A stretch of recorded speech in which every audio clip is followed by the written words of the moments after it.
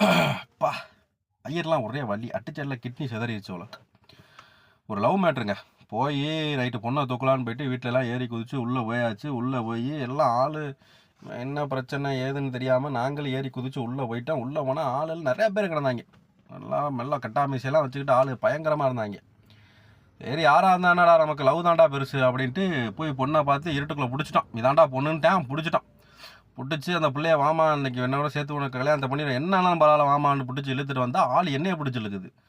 இல்லை முரட்டாள் இன்னும் ரத்த தண்டியில் இருக்குது. இதை அப்புறம் லவ் பண்ணான்ட்டு வெளியில் எடுத்து பார்த்தா கல்யாணம் ஆயிரம் கும்பலை லைட்டாக போட்டு எல்லாரையும் கிளப்பிட்டாங்க. யாரை லவ் பண்ணேன்னா இவ்வளோ தாண்டா லவ் பண்ணீங்க. லைட்டாக போட்டோன்னே அவன் ஓடிட்டான். அவன் என்னைய பிடிச்சிக்கிட்டான். ஐயோ திருடேன்னு.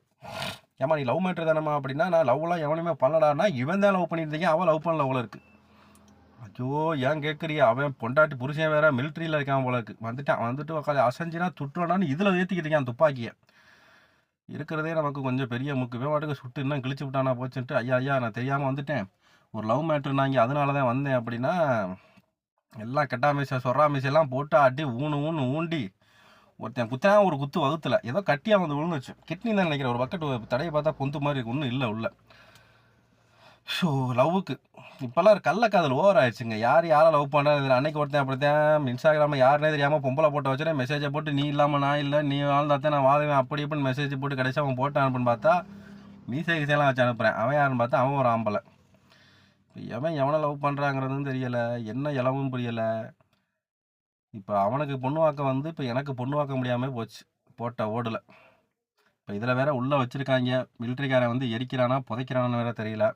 காலையிலேருந்து லாக் போட்டு 4 நாயை சுற்றி போட்டு போயிருக்காங்க ஓட முடியாமல். எங்கே ஓடுறது? அடிச்சல்ல ஒரு சப்பை இழுத்துக்குச்சு. வண்டிகளை தான் கிடக்கிறேன்.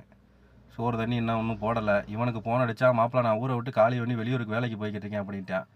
எனக்கு இங்கே வேலையை பார்த்து விட்டு தயவு செஞ்சு யாரும் லவ்வுக்கு மட்டும் ஹெல்ப் பண்ணவே போகாதியா. இப்போ எனக்கே லைட்டாக கண்ணெல்லாம் மங்குது. எப்போ படுப்பேன்னு தெரியலை. லவ்வுக்கு இனிமேல் எவனும் ஹெல்ப் பண்ணாதீங்க. அஜித் மாதிரி போகிறேன் விஜய் மாதிரி போனீங்கன்னா கடைசியாக நொண்டி ஆட்டி சப்பானி மாதிரி தான் வந்துக்கிட்டு இருக்கணும். அதையும் பார்த்துக்குங்க. நன்றி.